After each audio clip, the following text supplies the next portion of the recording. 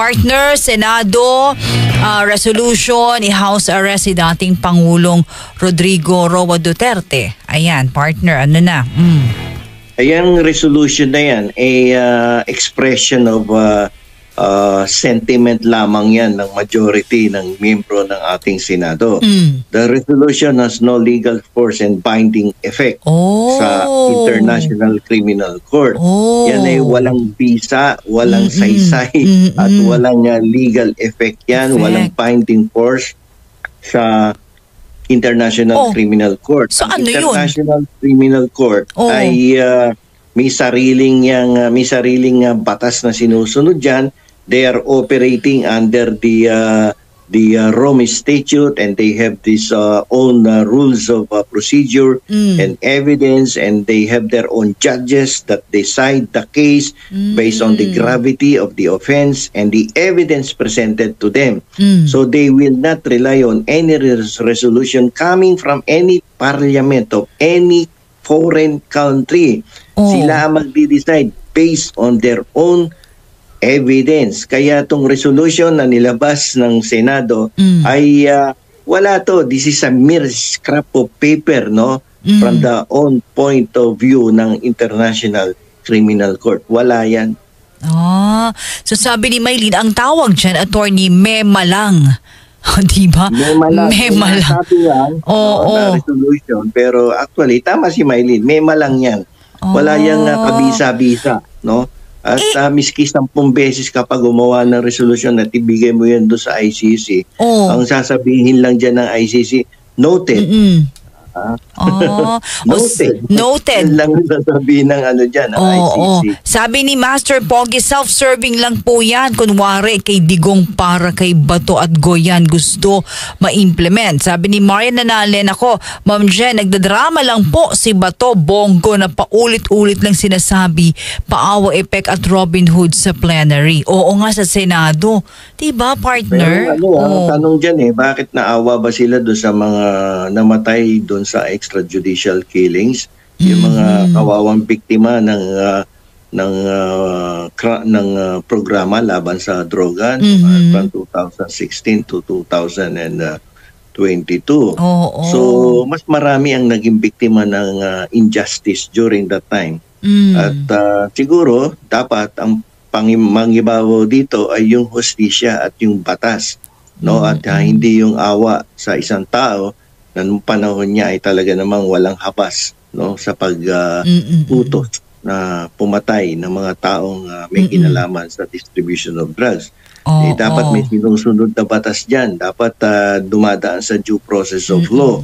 Hindi basta ikinukulong, dinadampot, pinapatay ang mga inosenteng tao. Kahit na nga may kasalanan yung tao na yan, you need to give them their day in court. May due process of law. May karapatan nila yun, Sabi ni Mario Nanale, nanood kanina si Mario Nanale, sabi mo na ni Car Obs, ang tawag dyan po, poon nila si Digong. Sabi ni Car Obs, agree po, attorney.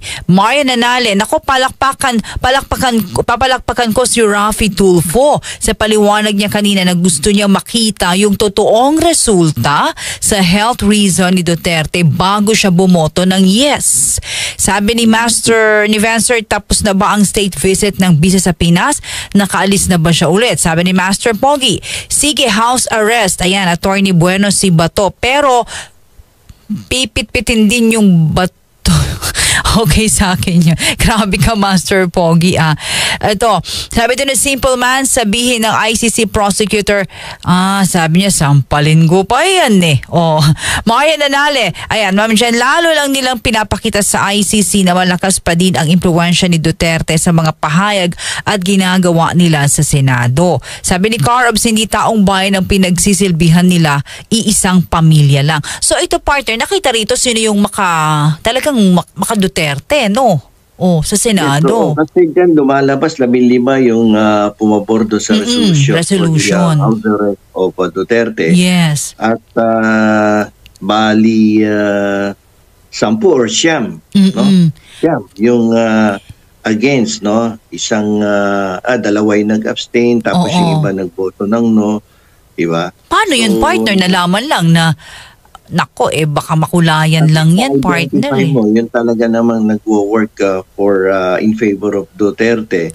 Pero ewan ko kung alam nila na hindi naman papansinin niya ng International Criminal Court. For sure, alam nila yan, partner, di ba? Kahit itanong mo doon sa accredited lawyer of International Criminal Court na si Attorney Conti, definitely, she will just tell us na that is a mere scrap of paper and that yung resolution na yan is just a sentiment, political sentiment of the majority members of the Senate. At yan walang legal force and binding effect sa ICC because they have their own rules of procedure, they have their own set of rules of evidence, and they have their own judges, and they decide in accordance with the gravity of the offense and the corresponding evidence presented in court. So ano nga lang yung resolution na in, partner? Mema lang.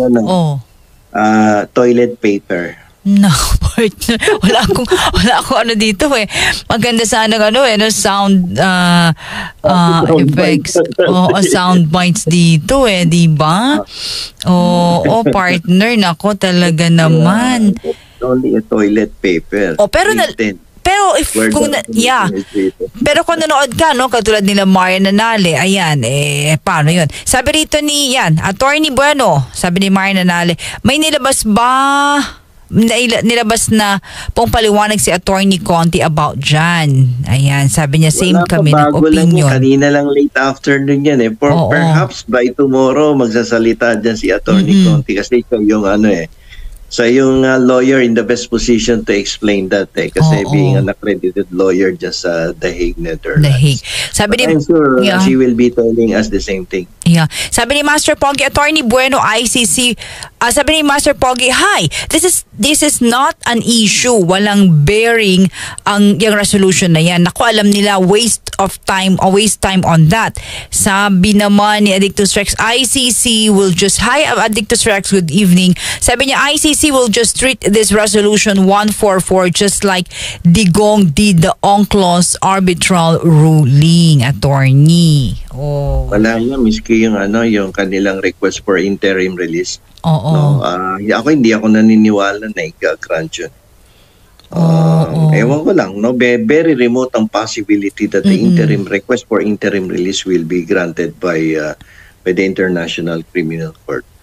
Unless na lang talagang mapatunayan na talagang may cognitive impairment yan at talagang very serious na yung kanyang dementia. Pero kung hindi naman na talagang papapatunayan na talagang well taken care of dyan si Duterte at hindi naman siya pinababayaan dyan sa detention facility ng ICC ay malabo yung interim release na yan. But you know what? Yung mga syempre maka-Duterte na gusto siyang pauwiin dito, makauwi, syempre mga nandyan yung support nila. May mga nakita ko partner, kumisan parang they're very positive na hindi maaaprobahan na yung interim release, yung mga ganoon. So pakita ko naman yung mga comment, ay ayan na, ang daming ganun. Pero the truth is, partner, may hilig naman sila sa fake news Oo nga. Sabi ng kanilang forte to disseminate wrong or erroneous or false news, fake news. Syempre, asa naman yung mga DDS niyan. Sabi dito ni Maylene, baka gamitin pa nila yan. Sabi ni Enemy Downfall, sayang ang oras ng resolution na yan. Sabi ni Maylene, baka gamitin yan, pa nila yan, sabihin sa ICC, pumapayag na ang Senado ng Pilipinas. Yun nga, Sabi ni Car Ops, bakit hindi nila naintindihan at hindi na tayo member ng ICC, wala na din na makakauwing poon nila. Sabi ni Mar Nanale, Attorney Bueno, ano pong masasabi mo sa sinabi ni Robin Hood kanina na yung kulungan ni Duterte ay Bartolina? Nakapasok na ba siya doon para ma-describe po niya yung kulungan ni Duterte? Paano siya makakapag-describe? Siya mismo hindi siya makapasok, hanggang doon lang siya sa labas ng ng detention facility. But according to Sonny Trillanes, the former senator, galing siya doon sa The Hague. Yung kulungan daw ni Duterte parang clubhouse na tapos parang condominium.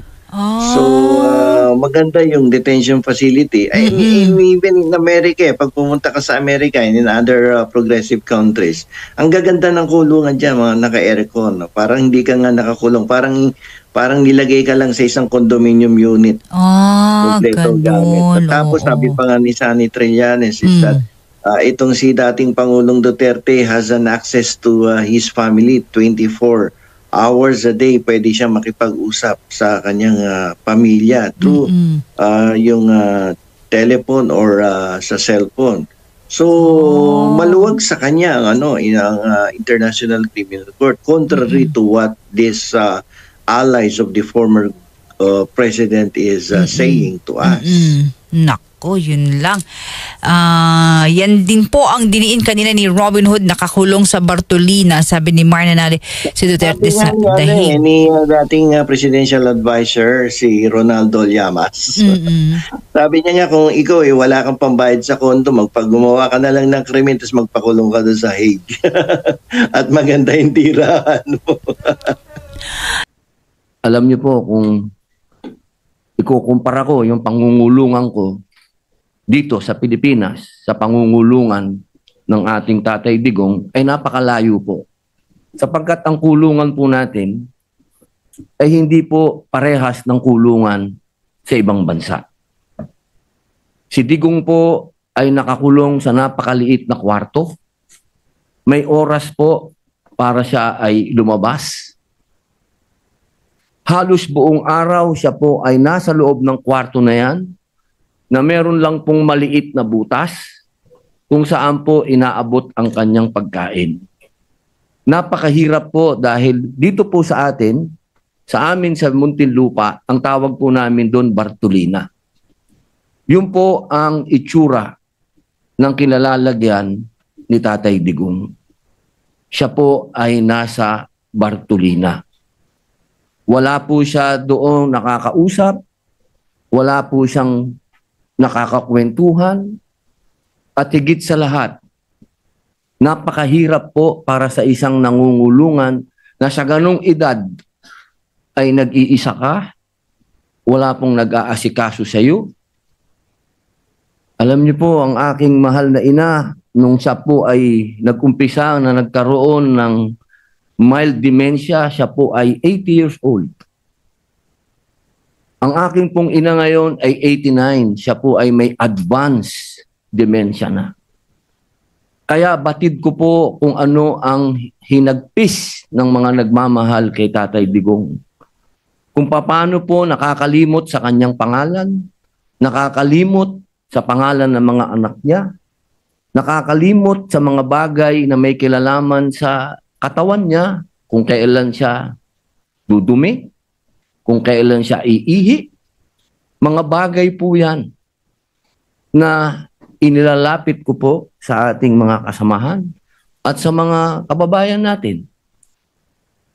Kung sana po ay mapagbigyan ang aming kahilingan. Hindi naman po kami humihingi na siya po ay pakawalan. Ang hinihingi po namin, siya po ay maialis sa Bartolina. Iba po ang pangungulungan sa ibang bansa sa pangungulungan sa atin. Alam ko po, batid ko po, meron pong mga katulad niya na nakulong dito sa bayan natin.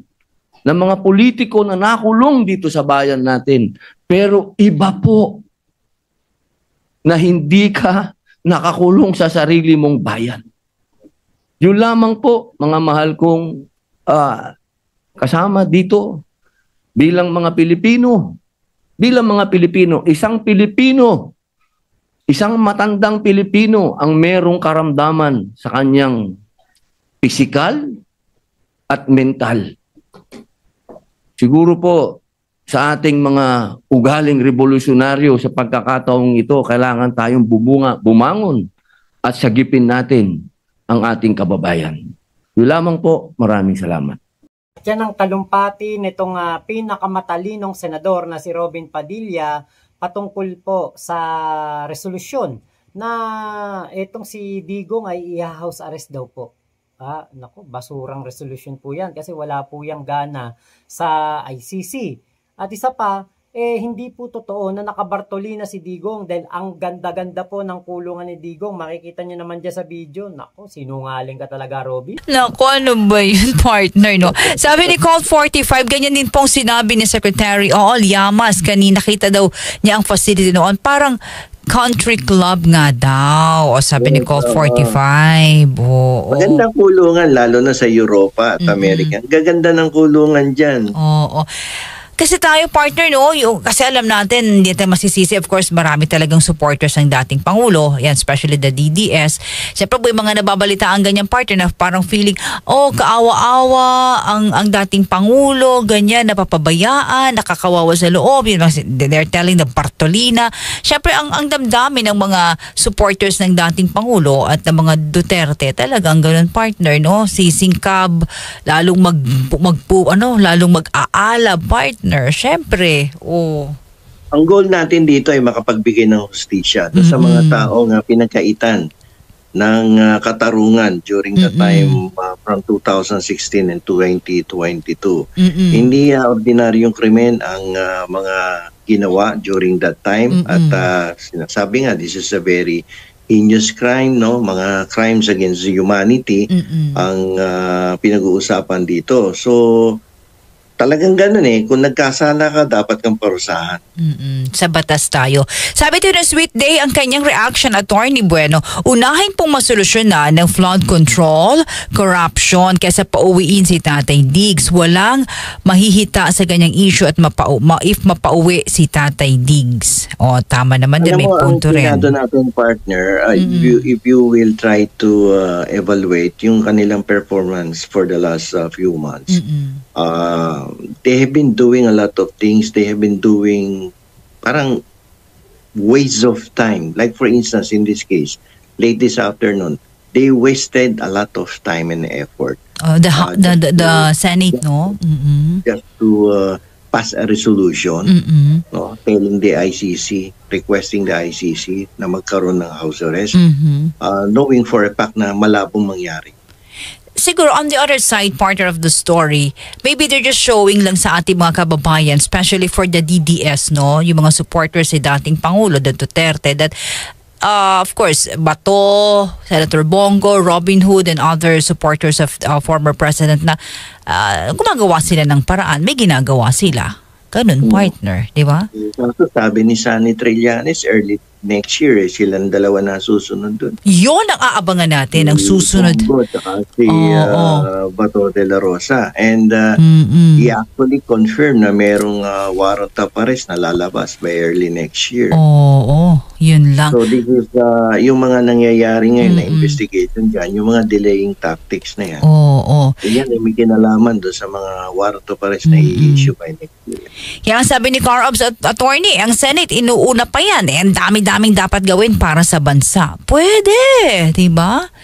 Madaming problema ang bansa, no? Hayaan natin ang isang independent international judicial authority na ICC na mag-handle ng kaso kay former President Duterte. Nandoon na yun Wala na tayong jurisdiction over the person and over the subject matter ng kaso niya doon. So, doon na yun, pabayaan natin doon for as long as yung ating mamamayan, yung ating citizen ay hindi naman inaagrabyado sa loob ng detention facility. At binisita na nga ng mga opisyalis ng Philippine Embassy noong mga nakaraang linggo. At wala naman sigurong nakita na siya ay hindi treated well by the officials of detention facility of the A.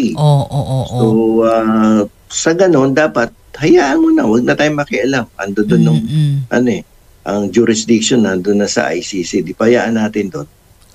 At magdasal, di ba, partner? Malay nyo, wala namang imposible. Sabi ni Sweet Day, sana surprise ang paghuli mala Tatay Diggs para walang kawala si Bato and Bongo. Baka maging guerrilla style sila if malaman. Ayan, sabi ni Maylene, ay Nanali, kawawa naman si God, gamit na gamit po ng mga senador. Talaga ba? Naku Maylene, nandun na si Digong, laban niya na yon. Yan. So, eto pong si Boy 10K ay nagsayang lang po ng oras ng Senado. Dahil nga po sa kanyang ginawang resolusyon na walang kwenta at hindi rin naman ito diringgin ng ICC. Hindi tayo papakinggan. Bakit hindi tayo membro? Diba? Kaya si Cayetano nagaksaya lang po ng panahon ng Senado, sinayang lang ang pera ng bayan sa pagdinig ng mga hinaing ng mga Duterte dogs doon sa Senate session. Kaya po walang kadating-dating to at wala pong may interest dito sa pahayag na ito ni Cayetano at kahit na 15 pa bumoto diyan o kung ilan pa bumoto diyan, wala pong dating yan. Dahil wala naman pong may nais na pauwiin si Digong kundi mga bobong DDS lang. Alam niyo po, kung si Digong sana'y bayani talaga ng mga Pilipino, kung si Digong sana'y hindi nagpagurgur ng mga inosente na mga kababayan natin, 'di ba? At hindi sana siya sangkot sa mga napakaraming krimen, pagpapapasok ng mga tsekwa na hanggang tayo nagkaroon na ng mayor na tsekwa at lumaganap ang illegal na pogo, mga pogo na naging kanlungan ng mga kriminal mula sa ibang bansa at naging dahilan para malulong sa bisyo ang mga Pilipino.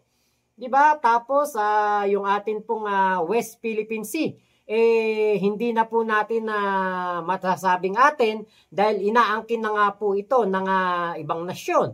At siyempre kasama talaga diyan ang mga tsekwa. Tapos napakarami pong nagurgur dito sa EJK dahil inutos nga po niya para makakota itong mga PNP noon. Kahit sino na lang po ang gurgurin ng mga PNP noon para lang makakota at makuha ang kanilang pabuya, reward.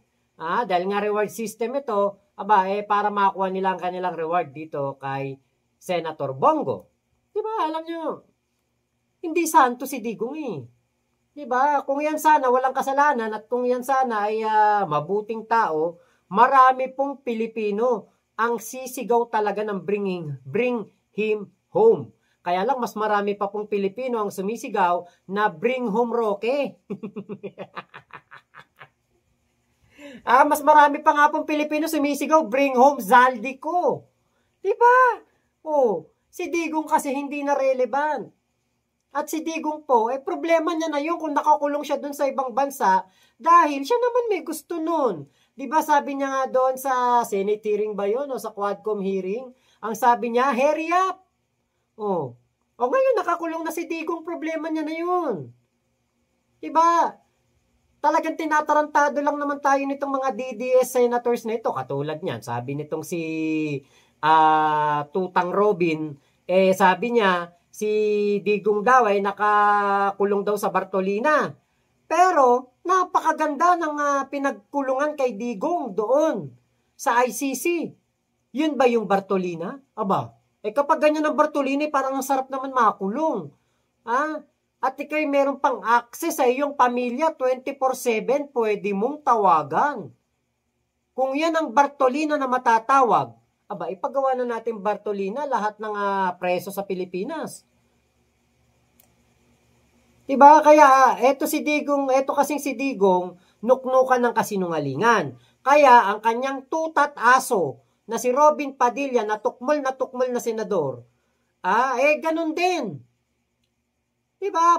Ubod din ng kasinungalingan. Hindi mo man lang nakita anino ni Digong nung pumunta ka ng Dahig. Ilang beses ka nang pumupunta ng Dahig, hindi ka hinaharap ni Digong, hindi ka man lang kinakausap. Tapos sasabihin mo nakakulong siya sa Bartolina. Samantalang yung mga asawa at yung kapatid, kapag tinanong kung kamusta si Digong, maayos ang kanyang kalagayan at siya po ay jolly pa. Maganda daw po ang kulungan. So Robin Padilla, huwag ka nang magsinungaling naman. Wala ka na ngang kwentang senador, boy sili ka na nga. Nagsisinungaling ka pa. sa napakaraming Pilipino. Huwag mo kaming gaguhin. Huwag mo kaming gawing tanga ka. Hindi lahat ng Pilipino mabobobo mo. Hindi lahat ng Pilipino mauuto mo. Kung sanay ka na niloloko mo mga DDS, sila lang yun. Pero kami, kung sasabihan mo kami na si Digong ay nakabartolina at meron lamang maliit na butas at doon inilulusot ang kanyang pagkain, abay, dapat nga lang talaga malagay sa bartolina yan. Diba? Napakaraming kasalanan yan eh. Kaya lang hindi, napakaganda ng kulungan niya. Kaya napakanuknukan mo ng kasinungalingan. Robin Padilla, ewan ko bakit hindi sinuway ito nung ibang mga senador doon habang nagsasalita ito eh. Diba? Dapat sinuway ito eh, kasi akala niya siguro, ay, napaniwala ko yung mga kasama ko sa Senado na sa Bartolina nakakulong si Digong. Kahit hindi naman talaga Bartolina yun na matatawag dahil napakaganda ng higaan. Ang alam ko Bartolina, kahit karton wala eh. Ang alam ko Bartolina, hindi man lang nasisikatan ng araw yan, napakadilim.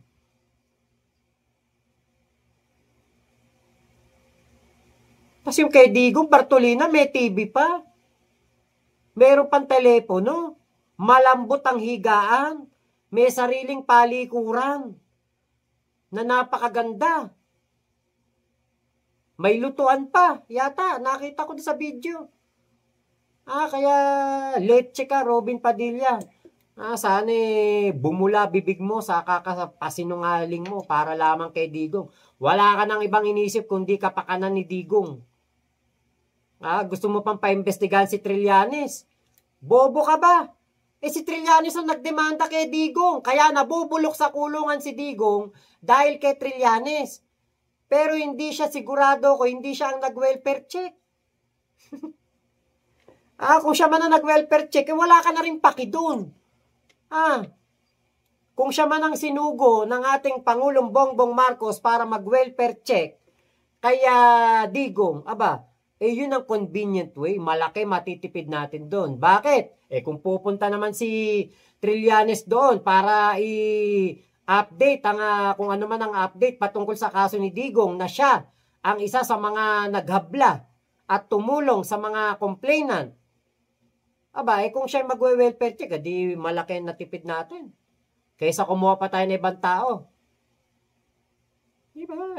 Ewan ko ba dito kay Robin Padilla, tutang-tutang, laki ng katawan mo, aso ka lang ni Digong. So yun lamang po, maraming salamat sa DZXL. Attorney Rene Bueno at Jenny nakalimutan ko. Basta kay Ate Jenny, ayan, kay Ma'am Jenny, shoutout po sa inyo. Thank you po, DZXL. Attorney Rene Bueno, thank you po sa inyong video. Salamat po sa lahat ng ating manonood. Ingat po kayo. Nasan mang panig kayo ng mundo, sana wag kayong tumulad kay Robin na bobo.